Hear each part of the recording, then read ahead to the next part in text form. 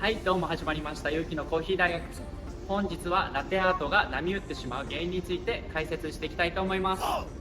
バリスタとして働いている方やホームバリスタの方も一度は経験したことがあるとは思うんですけども、いざラテアートをするときにうにゃうにゃと波打ってしまうことがたまにあると思うんですけども、その原因を感覚と理論で解決していきたいと思います。ラテアートが波打ってしまうというのはどういうことかというと、こういう状態ですね。一回わかるかな。こうベースを上げていった時に、こうラテアートするぞって言った時に表面が一等面がうにゃうにゃしてしまうという時があると思うんですけども、それには原因があるので、それを解決していきたいと思います。今ので分かったかな。今色が分かりやすいようにチョコレートソースを使ってやってみたんですけど、もう分かりにくかったかもしれないので、一回エスプレッソとミルクで実演してみたいと思います。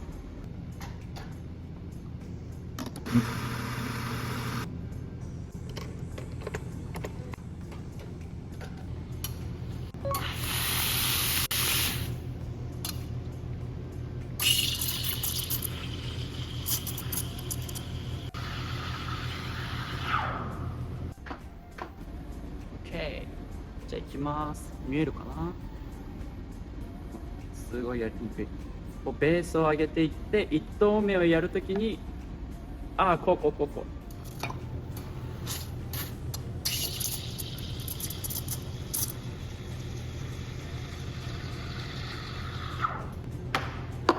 波打ってしまう原因のそのうち1つ、ベースがミルクフォームがあんまない。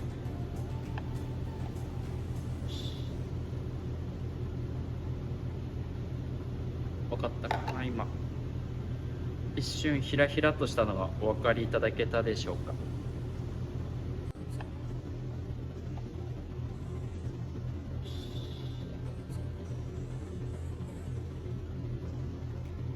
一応分かりやすく極端に波打ってしまう例をとってみます。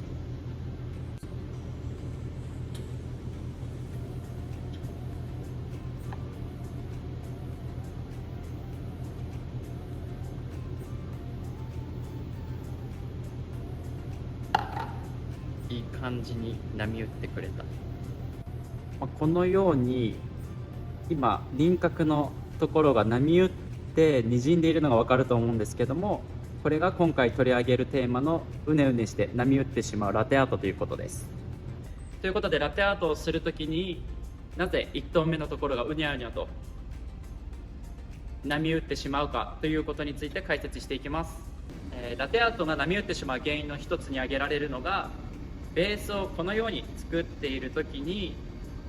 カップ側に入っているミルクフォームが薄すぎると、いざラテアートを開始したときに液体が波打ってしまいます。つまりどういうことかというと、このカップに入っているミルクフォームがこっちのジャグから入ってきているミルクに負けて波打ってしまっているということです。ラテアートは一見エスプレッソの上にミルクフォームが流れて模様を描いているように見えると思うんですけれども、実際は僕らが注いだミルクフォームが下に1回沈んで、それがせり上がったミルクフォームの上に僕らがまたミルクフォームを重ねて絵を描いているので、実際液体の上にラテアートしているというよりは、ミルクフォームの上にフォームを重ねてデザインしているということです。なのでこのカップの中に入っているミルクフォームが薄いと、先ほどの映像のように1投目のタイミングで流れてしまうんです。そして2つ目の理由としては、こうやってベースを上げていた時に注ぐスピード、注ぐ力が強すぎると、こっちのミルクも負けて波打ってしまいます。カップの方に十分なミルクフォームが入っていたとしても、こっちのジャグの方がめっちゃ強い力で注いでると、やっぱり液体が負けて波打ってしまうということがあります。どういうことかというと、こうやってベースを上げていって、おりゃーというふうにこっちを強く注ぎすぎると波打ってしまいます。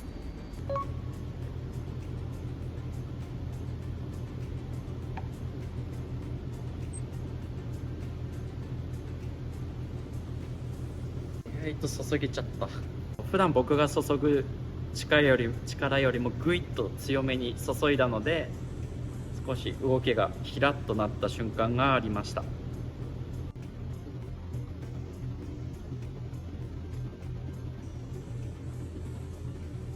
なのでまとめると、ラテアートが波打ってしまう原因というのは、1つ目はベースを作っている時のカップの方に入っているミルクフォームが薄すぎて注いでいるミルクに負けてしまう時が1つ目。そして2つ目は、ベースを作ったとしてもこの注ぐミルクジャグの注ぐスピードが強すぎると、カップに入っているミルクフォームが負けて波打ってしまうという2つの理由があります。この2つが大きな原因かと思います。なのでそれが起こるタイミングというのは、ラテアートだったらハートから練習してチューリップ、ロゼッタ、スワンとかいうふうにどんどんステップアップしていくと思うんですけども、違うデザインに切り替えた時に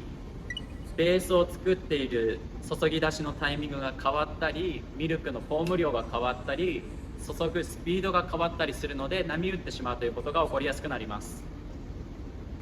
あとは何だろう、あとは何かというと、この時かな。例えば同じデザインでもカップの形やサイズが変わった時にラテアートが波打ってしまうということが起こります。どういうことかというと、例えばこのサイズ、例えば6オンスぐらいのカップからラテアートします。でラテアートが慣れてきました。で例えば違うカフェに移動します。そしたら違うカフェでは一回り大きいサイズのカップを使っていったとします。すると同じミルクフォームで注いでいると、こっちのカップよりも大きいカップの方が口径が大きいので、同じミルクフォームがちょっと薄くなってしまうんですよね。なのでその時に波打ってしまうということが発生します。あとは他にはおそらくこれがラテアートが波打ってしまう主な原因かと思います。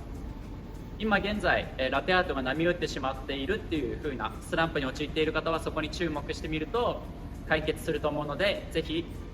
取り入れてみてください。解決方法としては、ベースを作っている時にしっかりとミルクフォームを入れる、そして強く注ぎすぎないというのが解決方法です。噛んじゃっ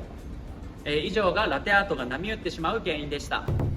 ラテアート以外にも言えることなんですけども、失敗するのには理由が必ずあるので、その失敗理由をちゃんと理解することによって失敗しなくなる、つまりは成功につながるので、わからないことがあればぜひコメント欄に残してください。それも踏まえて一緒に解決して、どんどんストロングなバリスタになっていきましょう。それでは次回の動画もお楽しみに。それではまたお会いしましょう。ではまた。